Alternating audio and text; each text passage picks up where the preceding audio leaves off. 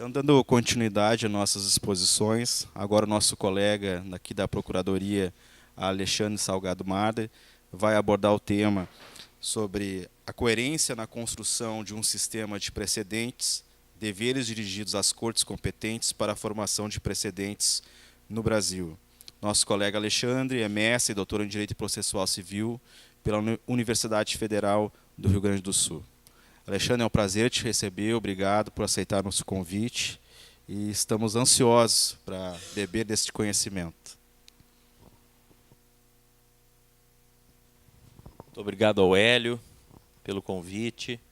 Eu quero dizer que é uma honra estar aqui, principalmente agora, nesse momento que eu estou assumindo a direção geral da escola. A nossa ideia é fazer uma gestão voltada para eventos que venham a atrair o nosso público-alvo, que são não apenas advogados públicos, mas também estudantes de direito, também advogados atuantes em escritórios privados, magistratura, Ministério Público. Então, nós queremos replicar esse tipo de evento nessa nova gestão, para que nós tenhamos muitos estudantes, lato sensu, aqui na escola. Esse é o nosso objetivo. E na palestra de hoje, nessa aula de hoje, que eu vou chamar de bate-papo, a ideia é que eu dê uma síntese de um trabalho que eu escrevi recentemente, concluí faz aproximadamente um ano, que foi minha tese de doutorado na Universidade Federal do Rio Grande do Sul, com a orientação do professor Daniel Mitidiero. Então, é uma tese voltada para o sistema de precedentes, é uma tese voltada para uma característica específica do sistema de precedentes, que vem a ser exatamente a coerência. A coerência, no artigo 926 do Código de Processo Civil, ela é posta como um dever a ser obedecido pelos tribunais, que é o dever de coerência. Então, eu dividiria a exposição em 3 partes. Faria primeiro uma parte inicial tratando das teorias da interpretação, depois uma segunda parte para tratar do conceito de precedente e uma terceira parte onde eu pretendo especificar os deveres que as cortes têm ao elaborarem um sistema de precedentes. Teorias da interpretação, o que isso tem a ver com o tema precedentes? O que importa, ou no que importa, nós falarmos sobre teorias da interpretação e que relação tem, então, as teorias da interpretação com o sistema de precedentes? Tudo. Por quê? Um autor de referência para o estudo desse tema, que, na minha opinião, de todas as obras que eu li para escrever a minha tese de doutorado, talvez tenha sido aquela que mais me chamou a atenção, é a obra do professor Ricardo Guastini, chamada Interpretare e Argumentare. O professor Guastini ele tem uma capacidade de clareza absolutamente única. É um autor diferenciadíssimo e que tem condições de ser, ao mesmo tempo, profundo e claro. Esse é o maior desafio de quem escreve e de quem dá aula, na minha opinião. Ser, ao mesmo tempo, profundo e claro. Muitos professores eu tive, muitos autores eu li que eram extremamente profundos, mas difíceis de compreender. E muitos professores conseguem ser extremamente claros, mas rasos.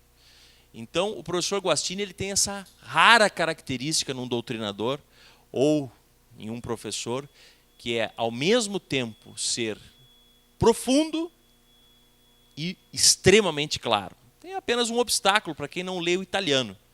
Para quem não lê o italiano, interpretar e argumentar, até onde eu sei, até os últimos tempos, não há tradução para o português. Mas mesmo no italiano, ele é bastante claro. Mesmo para quem tenha dificuldade de ler em italiano, para quem tenha noções, fica claro. E o professor Guastini ele faz uma exposição das teorias da interpretação, ele sintetiza as teorias da interpretação, dizendo o seguinte, que a gente poderia dividir as teorias da interpretação em teorias cognitivistas, teorias céticas e teorias ecléticas. Então, cognitivismo, ceticismo e, numa terceira categoria, as teorias ecléticas da interpretação. O que seriam as teorias cognitivistas? Teorias da interpretação ditas cognitivistas. São aquelas ligadas, relacionadas a ideias que nasceram, em boa parte, na França, por conta de uma desconfiança que se tinha nos juízes franceses. Antes da Revolução Francesa, o que se tinha na França? O Marinoni escreve muito bem sobre isso naquele livro, o STJ, dedica algumas páginas sobre esse tema, da desconfiança que se tinha sobre os juízes franceses antes da Revolução de 1789.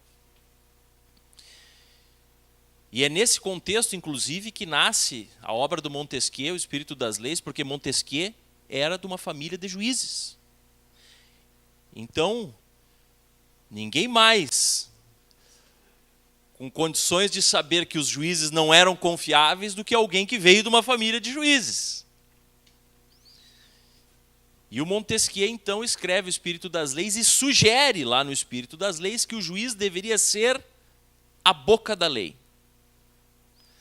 Porque, claro, juízes eram perigosos. Então, como eu posso conter os juízes? Sustentando que eles deveriam ser, no máximo, a boca da lei.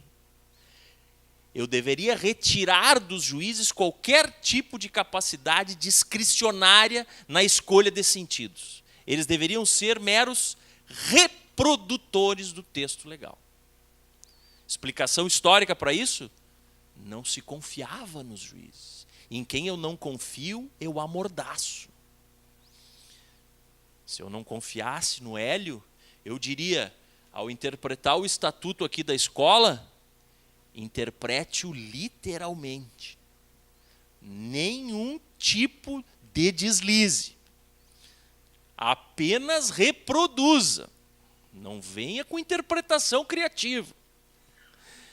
Então, essa é a ideia. É nesse contexto que nascem as chamadas teorias cognitivistas da interpretação. E não é difícil perceber que nas primeiras construções sobre o conceito de jurisdição, na virada do 19 para o 20, se percebe também um comprometimento com essas ideias cognitivistas. Qual é o conceito de jurisdição de Chiovenda?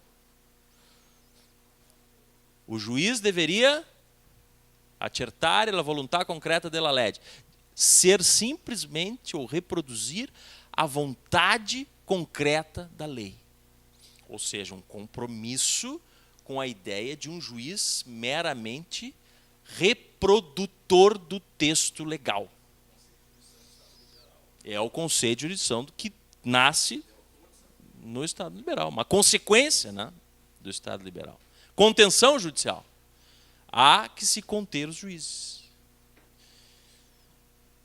Pois bem, só que em paralelo a essa ideia de cognitivismo interpretativo, vem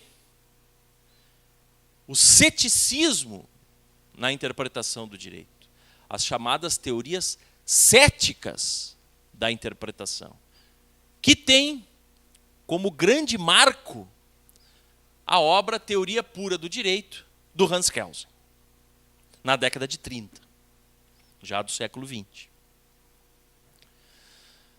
Na Teoria Pura do Direito, que é um marco, e qualquer estudante de direito eu considero uma obra de leitura obrigatória, principalmente por ela, não apenas por isso, mas principalmente por ela revelar um marco na teoria da interpretação.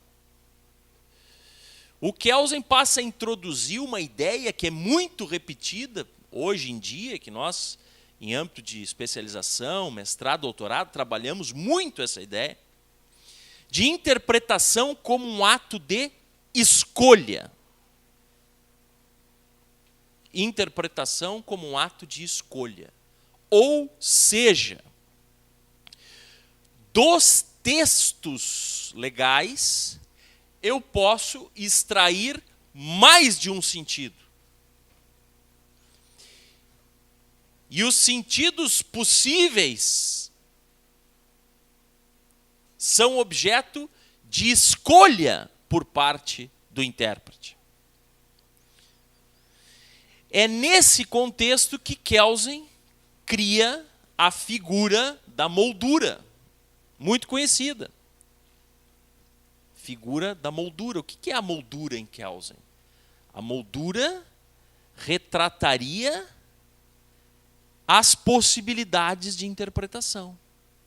Ou seja, os limites em que o juiz poderia exercer a sua opção. Os limites em que o juiz poderia exercer a sua opção. Então, Kelsen vai escrever lá pelas tantas o quê? De que, ao interpretar o direito, o juiz, o intérprete, deve escolher uma das possibilidades interpretativas dentro de uma moldura pré-definida no texto. E eu lembro que Kelsen era um realista tão radical, era um cético tão radical, que ele possibilitava, inclusive, eu lembro de um debate que eu travei no mestrado. Um debate que eu travei no mestrado, numa aula, e lá no mestrado se estava defendendo, e o expositor e o seminarista estavam tratando desse trecho da obra do Kelsen, e eu encontrei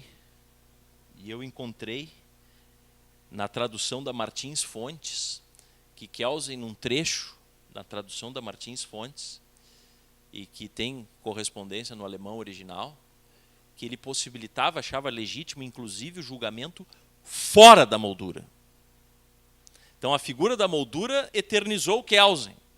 Hoje, todo mundo, quando fala de Kelsen, fala da figura da moldura, que o juiz teria que decidir dentro das hipóteses constantes dentro da moldura. Mas Kelsen era tão cético, radical na teoria da interpretação, era um realista tão extremado, que ele achava legítimo, inclusive, podem conferir lá na teoria pura, que a interpretação me leve a um sentido que esteja fora da moldura. Seria uma interpretação criativa. Seria uma interpretação criativa. Né? E uma interpretação que pressuporia que não haveria limites ao intérprete. Né?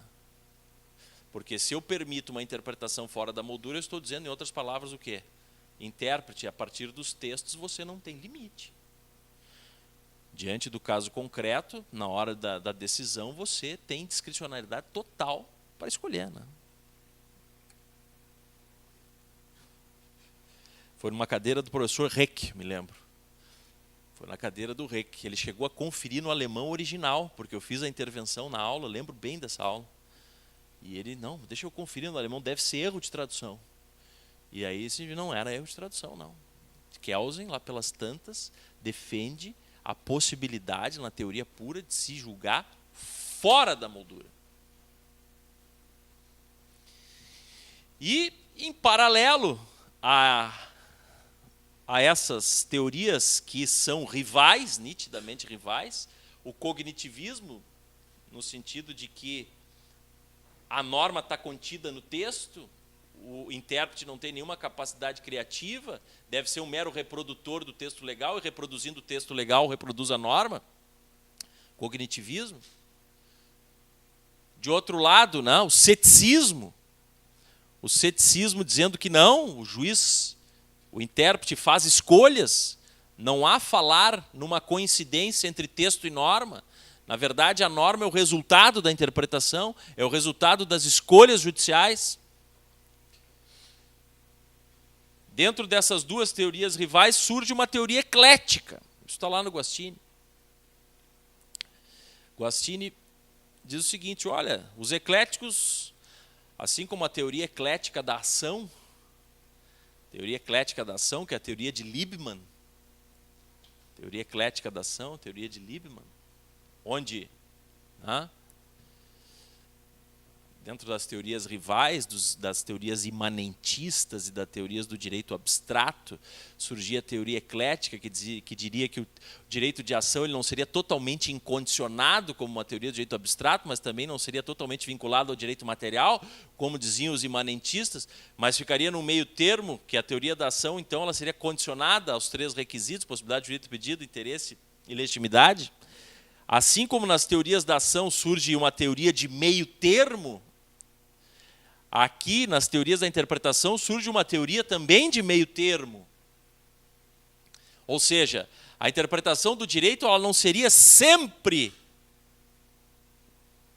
fruto de escolha e não seria sempre apenas uma reprodução do texto legal por parte do intérprete.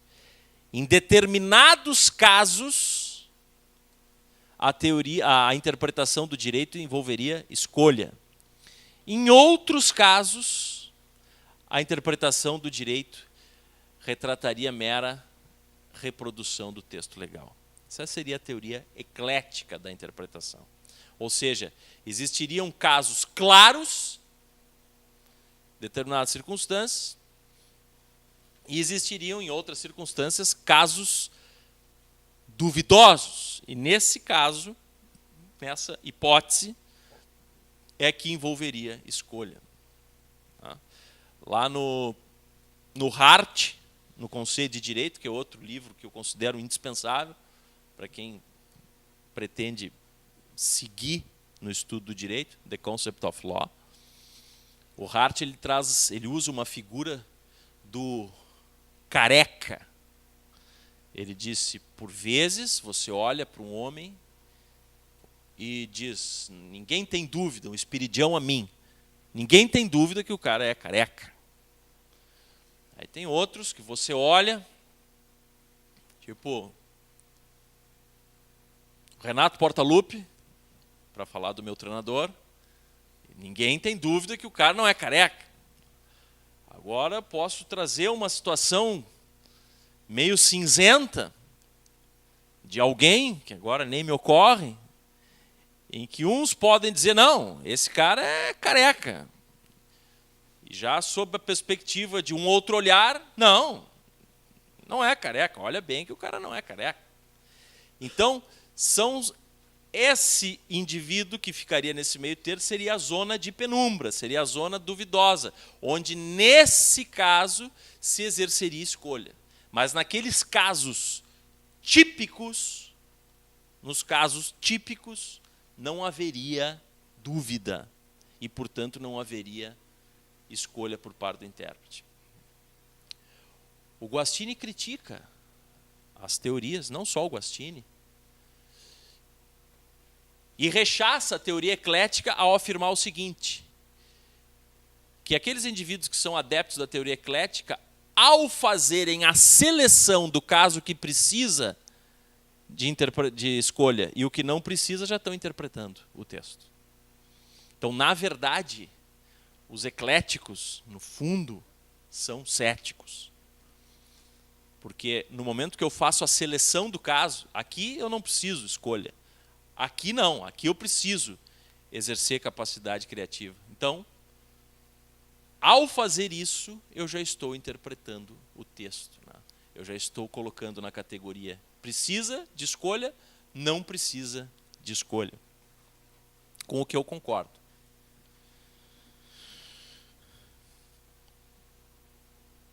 Que teoria eu prefiro ver sob essa perspectiva? Qual dessas 3 teorias retratam de maneira mais adequada?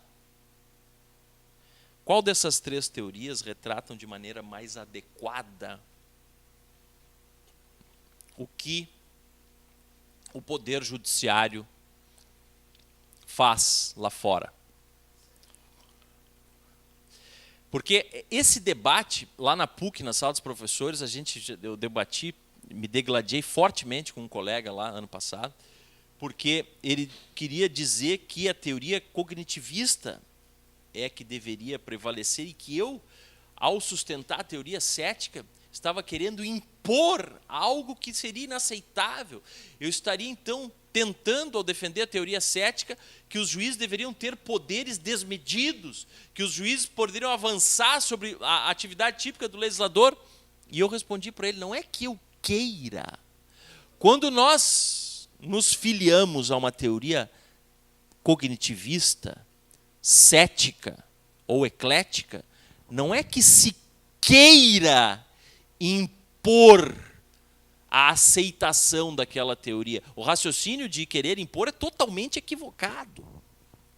Na verdade, quando eu venho a aderir a uma delas, eu tenho que pensar qual delas retrata de maneira mais fidedigna o trabalho desenvolvido no judiciário.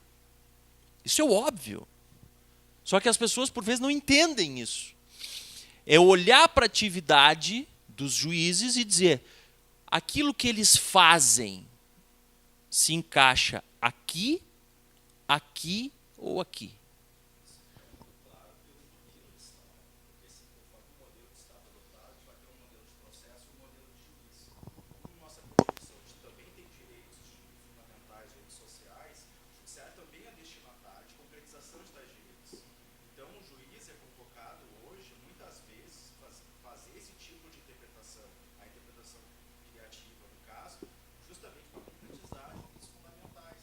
Exatamente. O que nos gera então a preocupação sempre é a segurança jurídica. Exatamente. E eu desconsiderando, Hélio, eu acho que tem bastante pertinência o que tu está dizendo, e eu desconsiderando que os juízes, na verdade, fazem escolhas, no fundo, isso eu disse para o meu colega lá, ele não conseguiu entender, eu acho, no fundo, quando eu assumo que os juízes fazem escolhas, eu aumento a capacidade de controle. Porque aceitando que eles fazem escolhas, eu vou exigir que eles me deem critérios para as escolhas. Agora, se eu ingenuamente acho que o juiz não faz escolha ao interpretar, eu vou me despreocupar em exigir critérios de escolha. Tanto é verdade, se a gente observar a técnica legislativa que é utilizada nos códigos, por exemplo, são de cláusulas gerais. Sim. Então, cada vez mais, a própria legislação ela abre um leque. Exatamente. Exatamente. Então eu tenho que aceitar isso para quê? Para que eu possa controlar. O artigo 489 do Código de Processo Civil evidencia que o legislador se deu conta disso. Eu exijo uma fundamentação analítica exatamente porque eu estou consciente de que, ao julgar, os juízes fazem escolhas. Não é porque alguém quer, não é porque o Marinoni quer que se façam escolhas, não é porque o professor Daniel Mitidiero quer que se faça. Não. É assim. É assim. Dizer que um juiz abre um código e, ao interpretar, não escolhe sentidos, me parece ingênuo. Senão um computador, né? O computador decidiria casos. O computador decidiria casos. Então eu me filio, só para dar um exemplo aqui, me ocorreu agora, aquela onde isso para mim fica muito claro. Tem alguns exemplos de interpretação de direitos fundamentais. Aquele debate incessante que teve no Brasil sobre as biografias terem que ser autorizadas ou não. E o Supremo acabou se posicionando no sentido de que não precisaria autorização dos familiares e nem da própria pessoa, né, para que as editoras publicassem biografias. Vejam quantas escolhas tiveram que ser feitas naquela decisão. Escolhas de sentido. Em especial, o que significava a palavra censura. O que significa a palavra censura?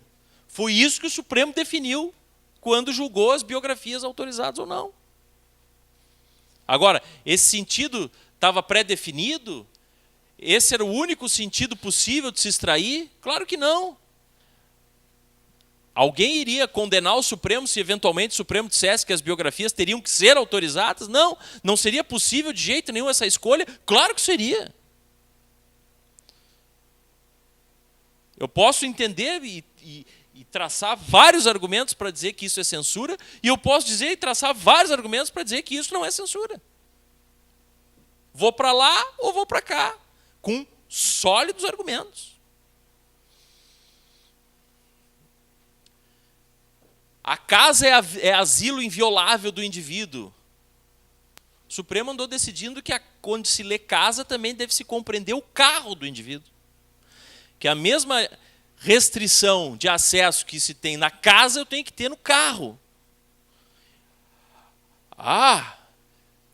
Aí o meu colega vai dizer, mas isso é óbvio. Brota, salta aos olhos que o carro é a extensão da casa. Não vou fazer o gesto que eu faria se não estivesse filmando. Mas então, essa é a grande questão. A atividade de interpretar envolve escolhas. Agora, claro, eu não concordo com uma teoria cética radical, tal qual preconizado por Kelsen, de possibilidade de julgamento fora da moldura. Isso não.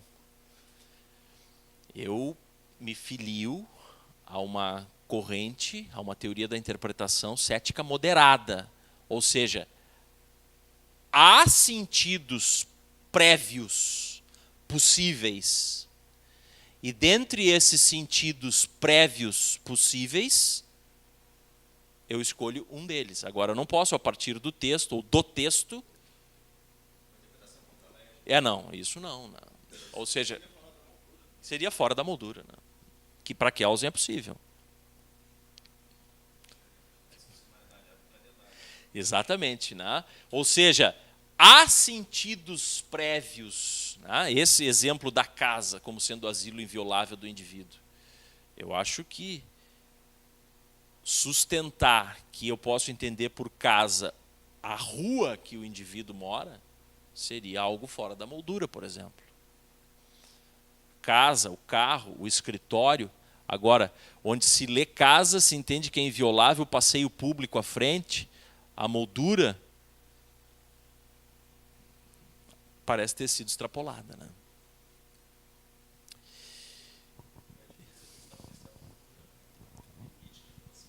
O limite de atuação.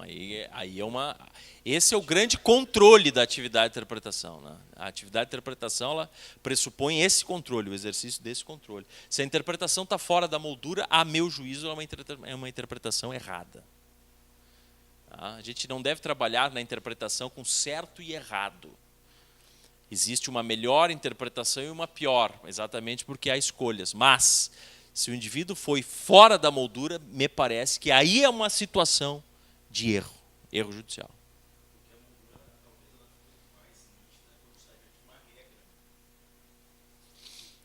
Verdade.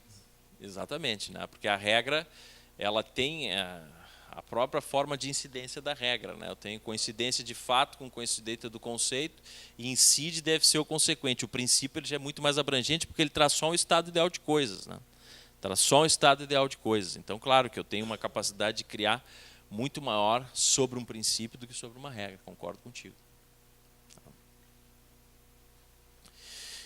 E o que essas teorias da interpretação, então, têm a ver com precedente? Tudo. Porque se eu me dou conta de que o que os juízes fazem lá fora envolve escolhas de sentido e que, portanto, o texto não coincide com a norma e que a norma, portanto, é o resultado da atividade de interpretação, o que é o precedente? O precedente é resultado da interpretação e, portanto, o precedente é norma.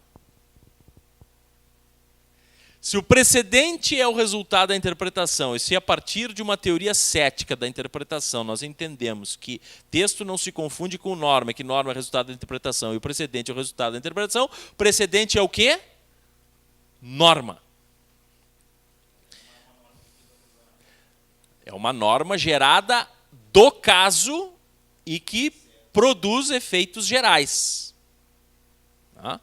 É uma norma gerada do caso e que produz efeitos gerais.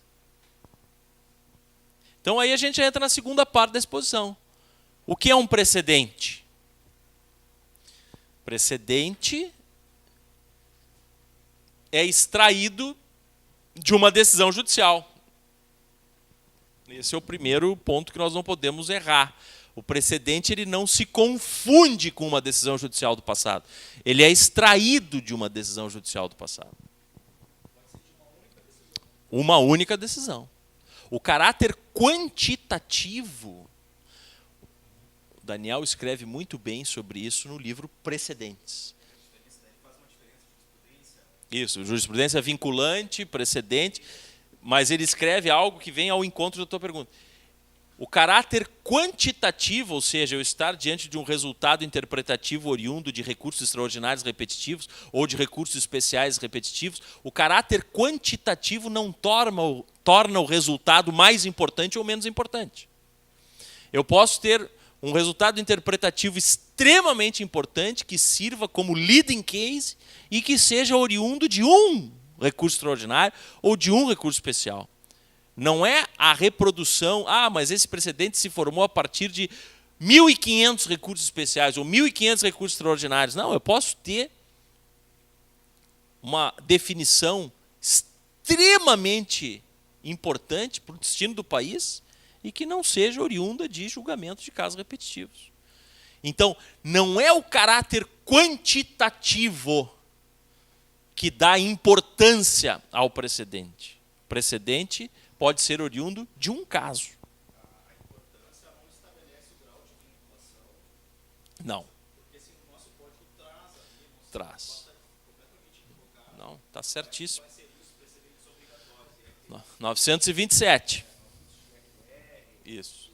Enfim, Isso. aí não se pode ter um caso que seja extremamente relevante, mas se Isso. persuasivo, sei lá. Exatamente. Na verdade, eu me vinculo a uma teoria, a uma corrente doutrinária, vamos chamar assim, segundo a qual o artigo 927 tem que ser interpretado exemplificadamente, né? De maneira exemplificativa.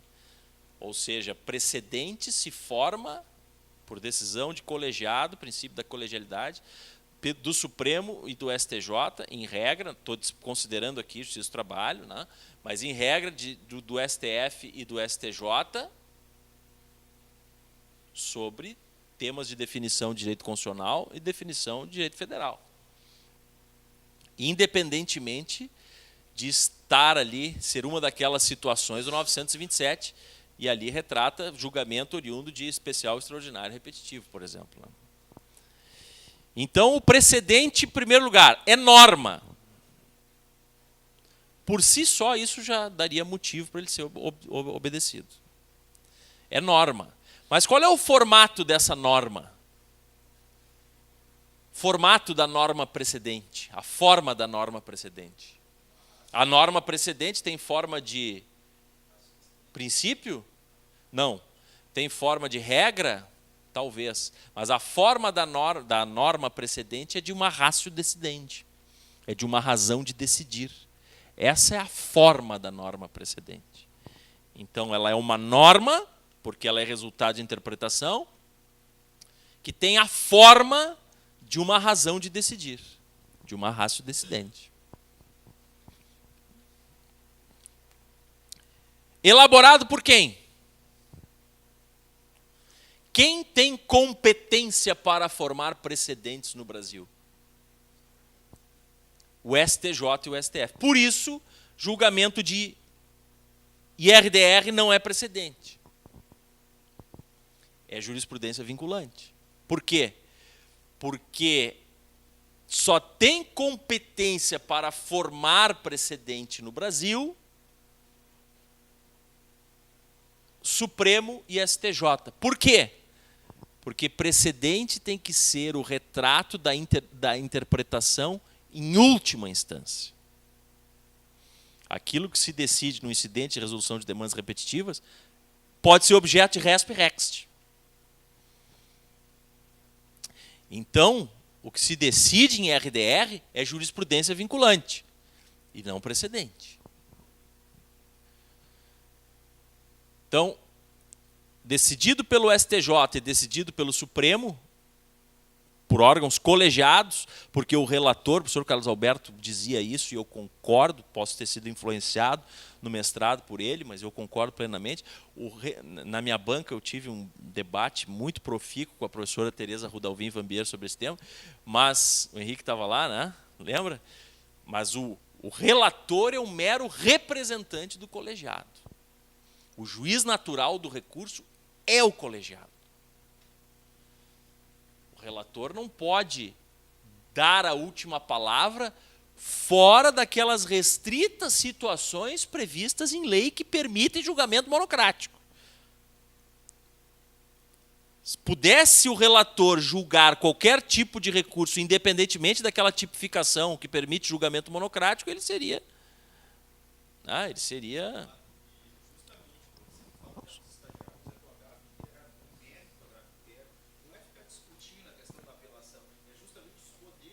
Isso, exatamente. Perfeito. Exatamente. Não, exatamente. Exatamente. Eu tenho um modelinho pronto exatamente com esse conteúdo aí. Na verdade, o agravo interno, exatamente. Né? Eu tenho que ver. O relator poderia ter ido sozinho nesse tema ou não? Aí nós vamos para as hipóteses que ele pode ir sozinho. Né? E aí se define a questão. Esse é o ponto. Sim, é uma bela obra. Uma bela obra. Então, o precedente é norma, que tem a forma de uma ratio decidendi e que tem como cortes competentes para a sua formação o STJ e o STF. Estou desconsiderando o justiça do trabalho aqui. Mas eu vou fazer uma pergunta. Eu acho que sobre isso só eu escrevi, pelo menos eu não li. Às vezes a gente se passa. Eventualmente, o Tribunal de Justiça do Rio Grande do Sul forma precedente? Minha pergunta poderia ser encaminhada de uma outra forma, na linha do professor Vitor. Eventualmente, o Tribunal de Justiça do Rio Grande do Sul dá a última palavra sobre a interpretação do direito? Quando o tribunal analisa litígios que envolvem interpretação de direito local. Quando os tribunais analisam litígios que envolvem a interpretação de direito local, o tribunal estadual dá a última palavra. Nessa situação, ele cria precedente. Não, no controle concreto. Aqui nosso, Zélio, no município. Vou te dar um exemplo. Tu deve ter trabalhado nesse caso também. Estava sendo definido se o município e o Previmpa seriam ou não sucessores previdenciários do Montepio. Foi objeto de RDR. Se poderiam ou não ser sucessores do Montepio, entidade privada que está em fase de liquidação. As turmas do tribunal divergem sobre esse tema. E eu fui com o procurador-geral, João Batista, na época, e levei no gabinete do desembargador relator na época do velho código, né? Hoje, quem faz essas vezes é o IRDR. Mas na época do velho código eu levei lá um incidente de uniformização de jurisprudência. E fui fazer sustentação oral. Sustentar o meu incidente de uniformização de jurisprudência. Não existia o IRDR ainda. Fui eu, João Batista, falar com o Difine. E aí, protocolamos o incidente de uniformização. Sabe qual foi a resposta que eu tive da turma? E essa era a jurisprudência realmente corriqueira, à luz do CPC 73. Doutor, o incidente de uniformização de jurisprudência é de aceitação discricionária pela Corte. E, nesse caso, nós não vamos aceitar o incidente porque a Corte de Justiça é uma mera corte de passagem. Quem vai definir essa sucessão de maneira cabal será o STJ. Eu não tive oportunidade na época, porque não tem réplica na sustentação oral, mas, data vênia, houve um equívoco colossal ao ser dada essa resposta. Por quê? Porque a sucessão previdenciária aqui é analisada sob a perspectiva da legislação municipal. E se é analisada sob a perspectiva da legislação municipal, o TJ dará a última palavra sobre esse tema. Não poderia o TJ não decidir essa questão, porque todo recurso especial manejado contra esse tema esbarra na súmula segundo a qual o STJ não analisa a interpretação de direito local. Então o tribunal precisa se dar conta de que, por vezes, e eu sustento na minha tese, que nessas situações o IRDR é de formação obrigatória. É uma hipótese de formação obrigatória do IRDR, porque está sendo definido o direito local, e a última instância é aqui, porque se você interpuser recurso especial e a matéria versar sobre direito local, o recurso não vai ser conhecido. Então, essa é a questão que precisa se prestar atenção. Regra geral, STJ e Supremo formam precedentes. Excepcionalmente, os tribunais estaduais, no âmbito da formação, da definição do direito local. Todas as questões que estão no nosso conseguimos levar então a apreciação da Corte Superior e da Corte Suprema, que fica então no âmbito do tribunal local e que tem a capacidade e generalidade de decidir somente aqui e aplicar para todos, poderia ser um precedente obrigatório. Seria um precedente. Aí seria precedente. Nós poderíamos inserir essa decisão na categoria de precedente, porque é uma decisão de última instância. Fala, Henrique. Ainda que eu esteja discutindo a constitucionalidade de determinada disposição de lei municipal, a constitucionalidade em relação à Constituição Federal, se discutir de modo difuso e concreto a constitucionalidade, não poderia interpor recurso extraordinário? Não, o recurso extraordinário ele tem nessa hipótese de inconstitucionalidade da lei municipal uma hipótese específica de cabimento, que é quando há uma reprodução, né? Quando o texto da Constituição Federal, quando o texto da Constituição Estadual tem uma reprodução obrigatória na Constituição Federal. Aí, nessa hipótese, tem um livro sobre inconstitucionalidade da lei municipal do desembargador aposentado Vasco de la Justina. É, um livro vermelho. Ele aborda exatamente essa situação específica que se admite a interposição do recurso extraordinário. Mas fora desse caso eu tenho limites, né? E aí também, na definição da inconstitucionalidade da lei municipal, o Tribunal Estadual é soberano. Aí é precedente no controle concentrado. Se não for a hipótese desse caso, tá, nós não vamos ter uma ADI para controle concentrado de norma municipal perante a Constituição Federal, porque não há previsão constitucional.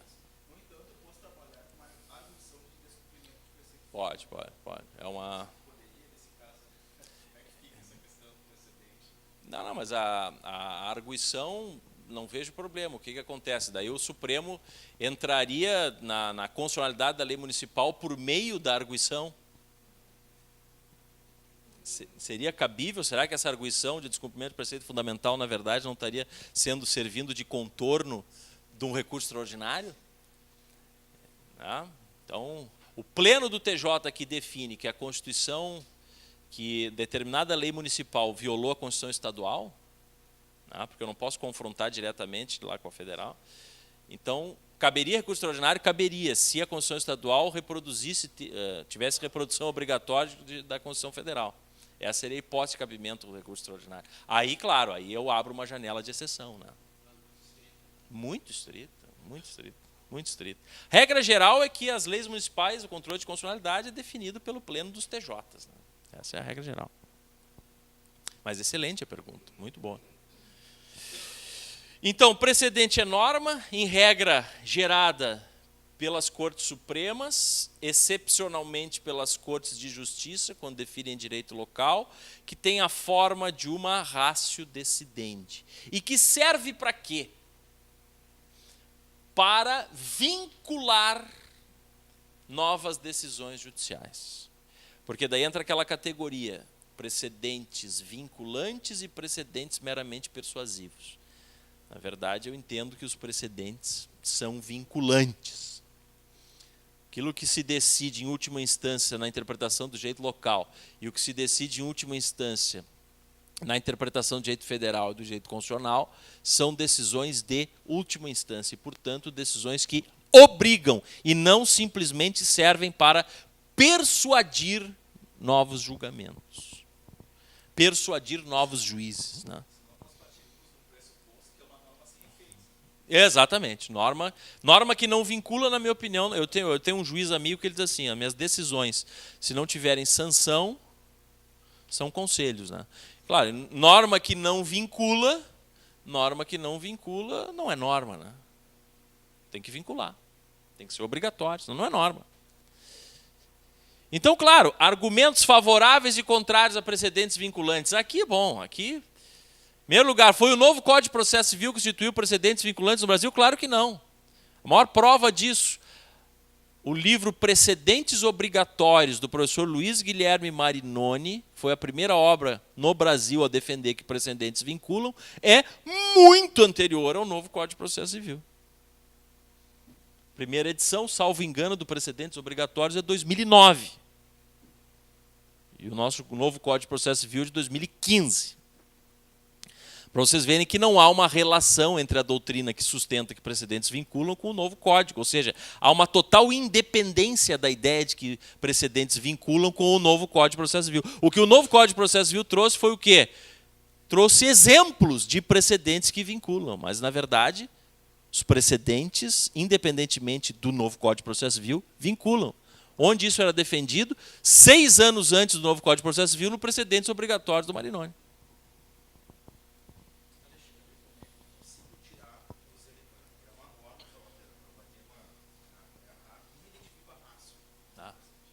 A ratio, os autores que mais avançaram sobre a definição da ratio foram os ingleses. Né? E lá eles desenvolveram vários métodos de definição da ratio. Eu, na minha tese, sustento que o método mais adequado seria extrair da decisão a tese jurídica suficiente e necessária para apoiar a decisão. Tu tem que extrair a tese jurídica, por isso que o professor Cláudio Ari, na minha banca, foi o primeiro arguidor. Eu tenho uma admiração muito grande pelo professor Cláudio Ari, um excelente, um estudioso seríssimo do direito, professor da PUC também. Ele foi o primeiro arguidor e ele, ao longo da minha tese, ele disse, eu acho que tu entraste em contradição, porque ora tu usa ratio decidente, ora tu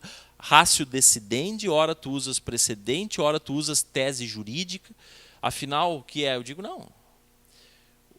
O precedente é a ratio decidendi, que, por sua vez, é a tese jurídica necessária e suficiente para amparar a definição do caso. Então, na verdade, quando eu falo tese jurídica do julgamento, ratio decidendi do julgamento, precedente, eu estou falando a mesma coisa.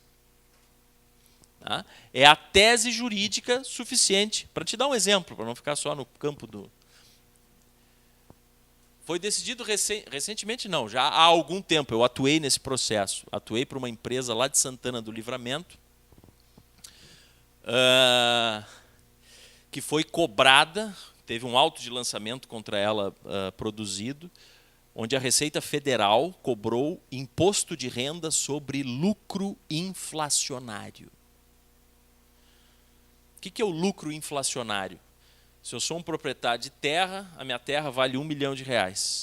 Naquela época em que o Brasil tinha inflação galopante, quando eu lançava no meu imposto de renda do ano seguinte, se deu 80% de inflação, eu lançava a terra no imposto de renda do ano seguinte, 1 milhão mais 80%. Aí se deu 100% de inflação no ano seguinte, eu pegava aquele 1 milhão e 800, jogava 100%, eu ia para 3 milhões e 600 no meu imposto do outro ano. E a Receita Federal entendia o seguinte: isso é lucro. Lucro decorrente da inflação. E autuou um cliente, lá em Santana do Livramento. Atuei nesse processo durante 6 anos. E aí, o que se definiu como tese jurídica? Que para incidência do imposto de renda é indispensável acréscimo patrimonial. De modo que, inexistindo acréscimo patrimonial, impossível a cobrança de imposto de renda. Essa é a tese jurídica que foi utilizada para me dar ganho de causa.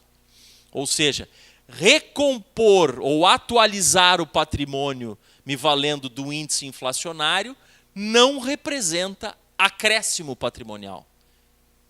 Quando nós ganhamos uma reposição salarial de um ano para outro, aquilo não é acréscimo patrimonial. Aquilo é simplesmente recomposição da inflação. E, portanto, não pode haver cobrança de imposto de renda sobre uma diferença como essa.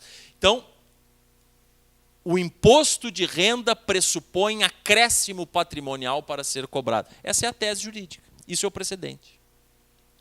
Essa tese jurídica eu replico em qualquer caso em que esteja se exercendo pretensão de cobrança de imposto de renda. Essa tese jurídica obriga qualquer caso, imposto de renda sobre importação, sobre exportação, imposto de renda sobre operação financeira, em qualquer caso eu aplico essa tese e, não havendo acréscimo patrimonial, o juiz do caso novo não pode permitir que a Receita Federal cobre imposto de renda. Esse é o precedente, a tese. Então, essa é a ideia de precedente. Argumento contrário aos precedentes vinculantes, um que é o radicalíssimo. Tive a oportunidade de debater com ele aqui na Procuradoria, o professor Nelson Neri, dois anos atrás, eu acho. O professor Nelson Neri escreve com todas as letras no Código de Processo Civil comentado que o artigo 927 é inconstitucional. Por quê? Porque como precedente, ao fim e ao cabo, acaba sendo regra geral, né? Porque ele se aplica a outros casos de maneira muito semelhante à lei. Né? O professor Nelson Neri diz que aceitar que precedentes vinculam significaria desrespeitar a Constituição Federal, especificamente na repartição dos poderes. Ou seja, apenas o poder legislativo poderia editar normas gerais. E o Poder Judiciário, portanto, não teria aptidão de editar normas gerais. Aí vem aquele outro argumento também um pouco delicado. Isso seria, sobretudo, uma modalidade de respeito ao princípio democrático, já que juízes não são votados e não são eleitos. O argumento vem imbricado, né? Ele vem junto. Na verdade, usando um, eu trago o outro de arrasto. Quer dizer, só poderia, pelo texto constitucional, aceitar normas gerais por parte do Legislativo. Juízes não podem editar normas gerais, porque está na Constituição e, sobretudo, porque isso seria uma modalidade de respeito ao princípio democrático, na medida em que juízes não são eleitos, não são votados.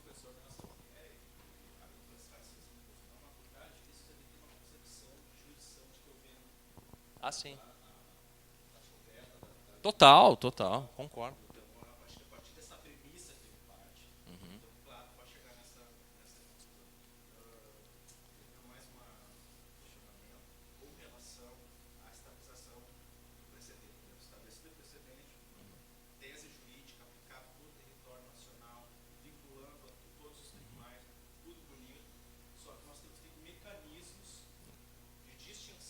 Ah, sim.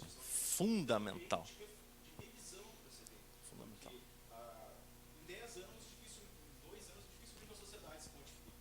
Mas em 10 anos, 15, muita cultura, muita coisa se modifica e há necessidade de fazer esse mecanismo de revisão. O que não pode, é claro, hoje eu fiz matéria jurídica, no ano que vem eu estou pedindo revisão. Isso. Nada se dá aos saltos dentro da sociedade. Então, eu vou falar assim, mais sobre a superação. Eu diria que esse é o grande argumento, o argumento que eu mais aceito e reflito e acho que... Porque quando a gente vem aderir a uma posição, seja ela jurídica ou política, a gente está vendo isso hoje, né, nas eleições, é impossível você aderir a uma posição e achar que aquela posição está blindada de qualquer tipo de crítica, né? Isso na minha opinião, é ingenuidade. Achar que existe uma blindagem, né? Tanto numa perspectiva de polarização política, quanto numa perspectiva de polarização jurídica, né? Eu vejo essa crítica da revisão do precedente, né? Do overruling, da superação, é a crítica mais forte, a crítica que mais me faz pensar sobre... Não, mas eu vejo como uma crítica. Não, eu vejo como crítica, porque nós tivemos uma aula no doutorado, uma manhã inteira para debater esse tema. Na verdade, nós não temos no sistema um mecanismo. Nós tínhamos na redação originária do CPC novo. Como foi elaborado a redação originária do novo CPC, antes daquela leizinha de 2016, fevereiro?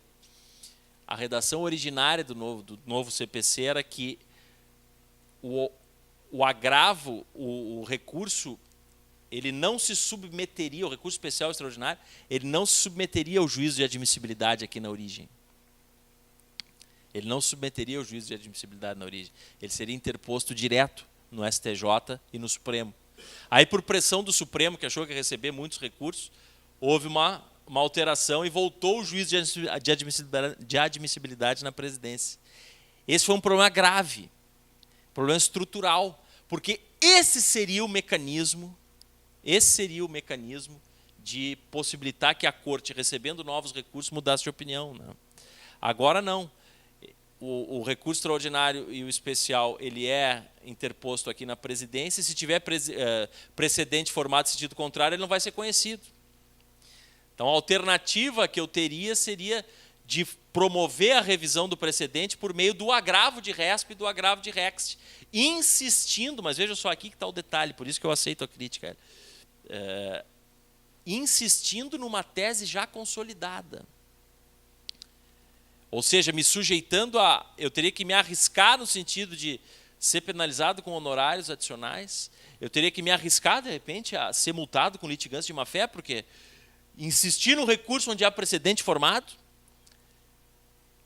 mas seria essa a única forma de se bater e de se alterar o precedente. Porque, de ofício, eu sou ministro do Supremo ou ministro do STJ, de ofício eu não posso, sem um recurso, né? Porque o judiciário só age mediante provocação, eu não posso sentar com os meus pares e dizer, vamos mudar o precedente de 2 anos atrás. Me parece que ele não apresenta mais congruência social. Não tenho como fazer isso, porque para mudar o precedente eu preciso ser provocado. E se eu tenho um filtro que não permite que o recurso chegue até mim, porque já tem precedente formado, o ministro do Supremo e do STJ ele fica numa situação difícil. Talvez seja por meio do agravo de réplica, porque as presidências, tendo precedente, não vão conhecer os recursos especiais extraordinários. Então teria que ser por meio dos agravos. E essa ausência de debate aí sim afeta o caráter democrático. Exatamente. Esse é o problema sério. Democracia no processo é participação, É. é contraditório. Isso. Dependendo de influência. Não só na formação do conhecimento do juiz, mas também na formação dessas teses. Exatamente. Eu acho assim, muito bem-vindo o sistema de precedentes, todos os instrumentos que nós temos de julgamento de casos repetitivos, mas se não tivermos também técnica processual adequada para a participação de todos que mais ou menos serão afetados, como através de organizações, coisas assim, eu acho que aí sim há uma questão sensível. Mas isso não afasta. A questão da superação do precedente, longe de ser um calcanhar de Aquiles, eu acho que a questão da própria sobrevivência do sistema de Não. Mas aí qual seria o mecanismo? Não, essa é a questão. Eu vejo como uma crítica porque eu não vejo um mecanismo muito eficaz que permita o overruling, entendeu? Porque eu não pode, o Supremo e o STJ não tem como um ministro no cafezinho dos ministros. Aquele precedente de 3 anos atrás, até surgiu uma brincadeira na aula de doutorado em que esse tema surgiu, em que esse tema apareceu. Como é que nós vamos alterar? Usamos de um recurso. Aí um colega lá do doutorado diz, não, mas daí o presidente do Supremo telefona para alguém, interpõe um recursinho aí para a gente mudar. Mas aí eu disse para esse colega, mas isso está fora do sistema, né? Essa ligação está fora do sistema. Liga para o presidente do TJ, deixa subir aí para a gente poder mudar. Porque se tu não é provocado, tu não tem como mudar. Fala, Henrique. Parece que esse princípio da demanda, ou de uma certa voluntariedade recursal, ele é relativizado no código a outros sistemas de precedentes, como, por exemplo, na parte de recurso, não sei se é especificamente recurso extraordinário, ou de âmbito extraordinário especial, diz que a desistência do recurso, se reconhecida a relevância do caso ou da tese, ainda assim... Concordo plenamente. O IRDR tem disposição semelhante, só que já tem que ter recurso, né? Tanto que é a desistência ou seja, já havia recurso. O que eu considero calcanhar de Aquiles é, e se eu sou ministro do Supremo e acho que o precedente que nós formamos 5 anos atrás não apresenta mais congruência social, eu me reúno lá com os meus pares no café, temos que mudar esse precedente. Como?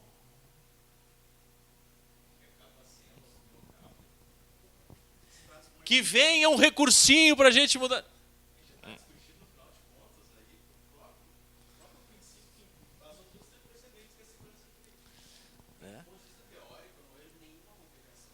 Não. Qual é a técnica para que a corte possa mudar o seu precedente? Se é imprescindível, pode até ser um recurso com desistência posterior, mas imprescindível que um recurso chegue pelo nemo iudex sine actore.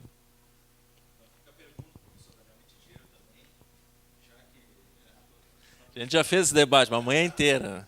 Não tem muita mágica para essa solução. Aí vai surgir, dá uma ligada para vir um recurso, mas aí é extra-sistema. Né? Aí é extra-sistema. Foi um colega que deu essa sugestão. Não, daí o presidente do Supremo telefona para o presidente do TJ e estimula algum advogado a interpor o recurso, mas e aí? Né? A gente tem uma tutela emocional justa e efetiva, o nosso mestre, Marimone, ele fala de técnicas processuais adequadas e no sistema precedente nós não temos. Não, é delicado. Esse tema é delicado, é o tema que eu mais reflito. E aí vamos entrar para o pessoal, para não passar muito. E na formação desse sistema de precedentes, então a gente passou as 2 etapas, né?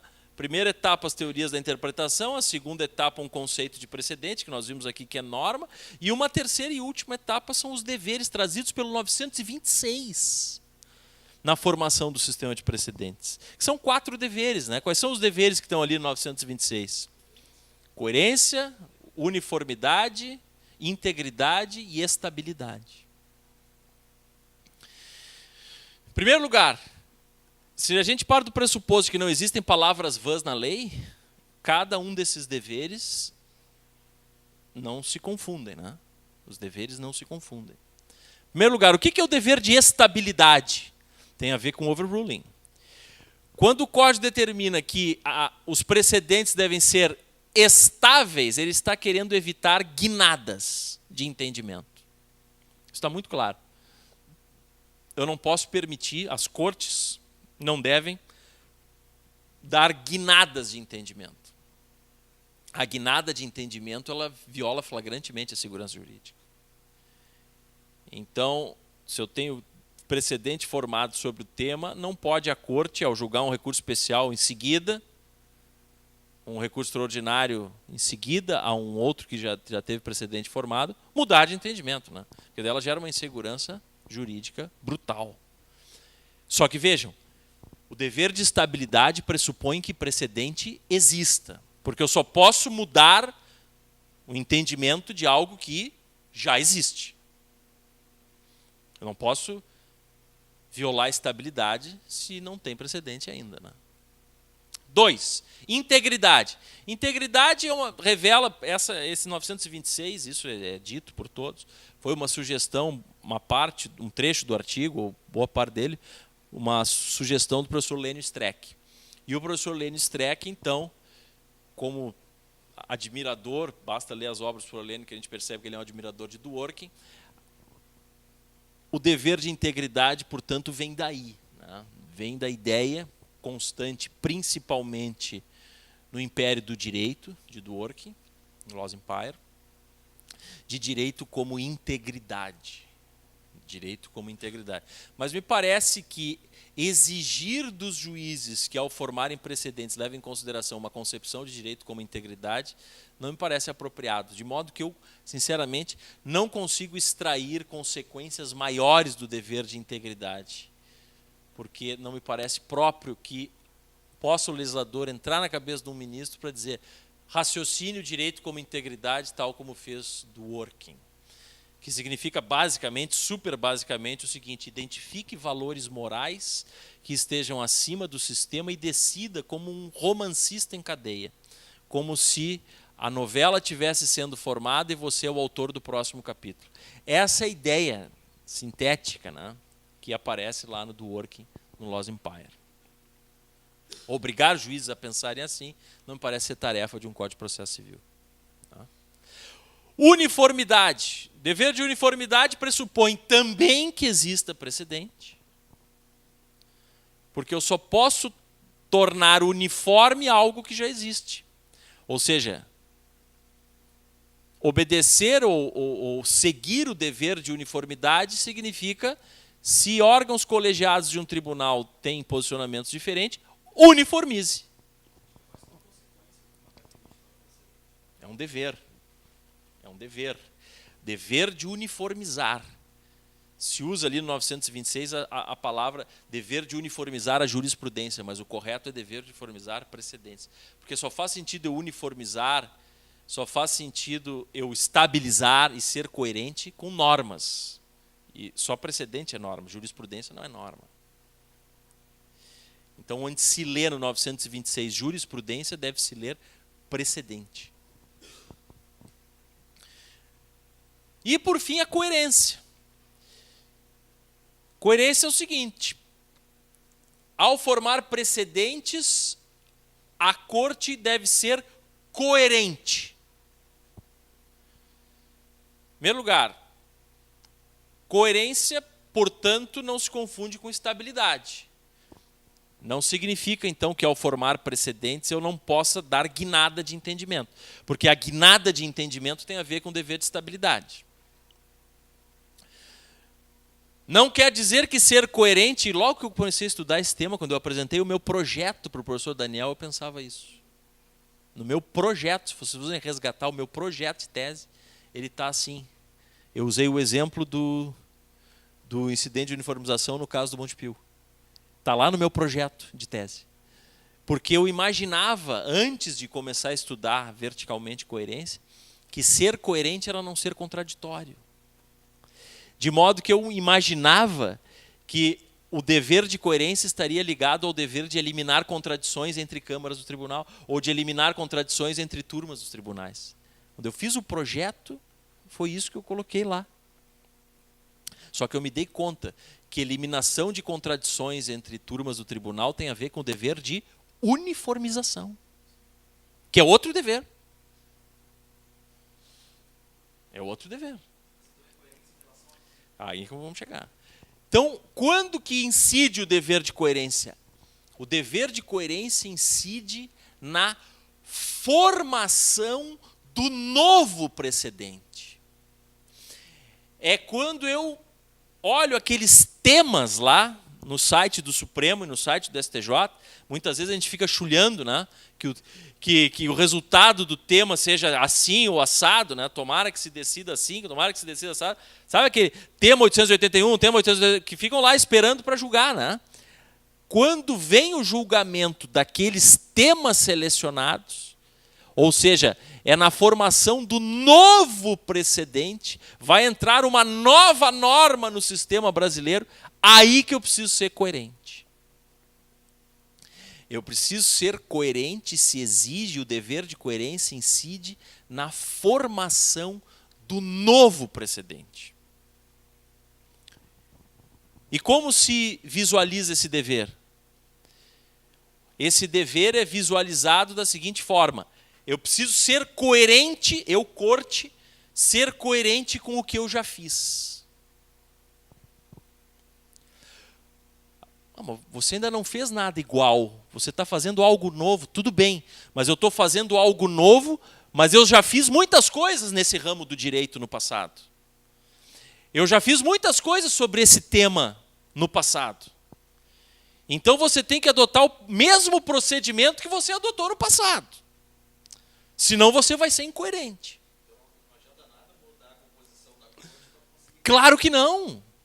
Não adianta mudar, porque o que importa, eu tenho que cotejar, esse é o dever de coerência, cotejar elementos do precedente que eu estou construindo com elementos de precedentes que eu já construí. Claro que a coerência não tem a ver, obedeça precedentes, porque se a coerência é na construção do novo precedente, ainda não tem precedente anterior para seguir. O dever que me impõe seguir precedentes anteriores é o dever de estabilidade. Mantenha o que você já vem decidindo. O dever de coerência, você vai fazer algo novo, você vai definir uma questão nova. Então veja o que você já fez em questões semelhantes no passado e faça igual. E quais são os dois elementos que eu preciso obedecer em relação a precedentes passados, que são os dois elementos centrais que vão influenciar na construção do novo precedente? Eu preciso utilizar os mesmos argumentos hermenêuticos e os mesmos conceitos jurídicos. Eu preciso utilizar os mesmos argumentos hermenêuticos utilizados em precedentes passados sobre o mesmo tema, que envolve o mesmo ramo do direito, e eu preciso utilizar os mesmos conceitos que eu utilizei em precedentes passados sobre o mesmo ramo do direito, sobre o mesmo tema. Por quê? Porque a alteração dos conceitos e a alteração do argumento hermenêutico muda tudo. Então esse é o perigo da corte se revelar incoerente. É quando ela, sobre o mesmo ramo do direito, sobre o mesmo tema, ela acaba utilizando outro argumento jurídico que vai me levar a resultados diferentes ou vai acabar deturpando os conceitos. Vocês se dão conta a importância que os conceitos têm na interpretação e que os argumentos jurídicos têm na interpretação? Total. Eu vou dar um exemplo que eu não aprendi com o Guastini, aprendi com a minha filha. Aprendi com a Eduarda. Me dei conta que os conceitos são decisivos na interpretação e os argumentos hermenêuticos são decisivos argumentando com a minha filha. Dá um exemplo. Já te contei esse exemplo, Henrique? Teve um Dia das Mães lá na minha casa. Teve um Dia das Mães. Aí nós chegamos lá no Dia das Mães. E a Eduarda, ela tinha uns 5 anos na época, ela me disse: pai, fala, filha, nós erramos. Eu digo: o que foi? Churrasco pronto já, todas as mães. Nós cometemos um erro. Qual foi o erro? Nós não compramos o presente da tia Ciana. E eu: mas filha, a tia Ciana está grávida. Mas ela grávida não é mãe ainda? Eu digo: não, filha, mas só um pouquinho. Mas para ser mãe, a criança já tem que ter nascido. E ela: negativo, pai. Eu toco na barriga da tia Ciana, vejo chutar, eu ponho o ouvido ali, escuto a criança. A tia Ciana já é mãe. Aí eu tive que instaurar o quê? Um debate com ela sobre um conceito, que é o conceito de mãe. Então, claro que depois eu disse que, evidentemente, que não era mãe ainda, porque eu não tinha comprado presente, mas essa é uma questão Só que essa é uma questão que muda totalmente a interpretação, né, do direito. Ou seja, o dever de comprar o presente ou não, fosse esse um dever jurídico e não apenas um dever de etiqueta, o dever de comprar o presente ou não para as mães pressupõe a definição do conceito de mãe. A pergunta é, uma grávida já é mãe e, portanto, tem o direito de receber presente no Dia das Mães? Minha filha me indagou. Vejam, um conceito singelo. Talvez a primeira palavra que todos nós venhamos a dizer, mãe, tem indeterminação e precisa ser definido esse conceito para que eu possa interpretar corretamente o direito. Saindo do exemplo jocoso e entrando no exemplo real, esse tema da definição do que é mãe, a gente enfrentou aqui no Previmpa para a licença maternidade de mães adotantes. A mãe adotante, ela faz jus ao mesmíssimo prazo de licença maternidade da mãe biológica? Tem parecer meu sobre isso aqui. Então, claro que o que se exige de mim, em termos de coerência, que a resposta que eu dei para Eduardo eu tenho que colocar no meu parecer, no conceito de mãe. Eu não posso dar um conceito de mãe para minha filha e usar no parecer outro conceito de mãe. Isso é ser coerente. Segundo elemento fundamental na construção da norma, o argumento hermenêutico utilizado. Muda completamente o resultado da interpretação, o argumento hermenêutico que eu elejo. Mais uma vez a Eduarda. Ela me pediu de Natal do ano passado um hoverboard. Você sabe o que é isso? Sabe o que é? Hoverboard é uma prancha com uma roda aqui, outra aqui, tipo um skate, né? Aí tu sobe em cima daquele negócio e ele se movimenta com o corpo, né? Tu põe para frente, ele tem um motor, aí vai, tu conhece? Nunca viram os caras? Isso aqui, daí tu gira, isso é um hoverboard. Aí eu fui no shopping, olhar o hoverboard e achei duas coisas. Primeiro, achei meio perigoso e segundo, achei caro. Eu digo, não. Mas eu preciso de argumentos para convencê-la a desistir do hoverboard. Aí eu fui lá no meu prédio e achei uma placa. É proibido dentro do condomínio skate, bicicleta, patinete, patins. Eu, tá aí. Subi no elevador cheio de razão. Subi o elevador e disse, filha, não vou poder te dar o hoverboard. Não poderei te dar o hoverboard. Por quê? Não poderei te dar o hoverboard porque se tu desceres lá embaixo, ela já era maiorzinha, foi Natal desse ano, ela tinha 8 anos. Se tu descer lá embaixo, tu vai ver que tem uma placa onde diz, não pode aqui no nosso condomínio skate, bicicleta, e tu, na rua tu não vai andar, que é muito perigoso. Ela desceu, olhou. Aí subiu, claro que eu posso ganhar. Skate, bicicleta, patinete, patins, não é hoverboard. Não está escrito hoverboard lá no condomínio. Se não está escrito hoverboard, eu posso ganhar. Ou seja, o dever de ganhar o presente está presente diante da inexistência da palavra hoverboard. Eu pergunto, no fundo, qual foi o debate que eu tive com ela? Ela propôs interpretar o texto por meio de um argumento literal. E eu propus a interpretação do texto baseado num argumento teleológico. Ou seja, evidentemente que se não pode bicicleta, se não pode...